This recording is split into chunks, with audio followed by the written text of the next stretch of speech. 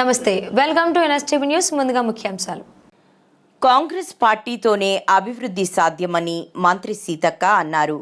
ఆదిలాబాద్ పట్టణంలోని ఓ ఫంక్షన్ హాల్లో ఆదివారం రాత్రి జరిగిన కరీంనగర్, మెదక్, ఆదిలాబాద్, నిజామాబాద్ పట్టభద్రుల ఎమ్మెల్సీ ప్రచార సభలో కాంగ్రెస్ అభ్యర్థి నరేందర్ రెడ్డితో కలిసి ఆమె పాల్గొని ప్రసంగించారు. పెద్ద సంఖ్యలో హాజరైన పట్టభద్రులు కాంగ్రెస్ శ్రేణులనుద్దేశించి ఆమె మాట్లాడుతూ, నరేందర్ రెడ్డిని గెలిపిస్తే ఇన్ఛార్జ్ మంత్రిగా తనకు బూస్టునిస్తుందన్నారు. కాబట్టి పట్టభద్రులంతా బూట్కూరి నరేందర్ రెడ్డికి తమ మొదటి ప్రాధాన్యత ఓటు వేయాలని కోరారు.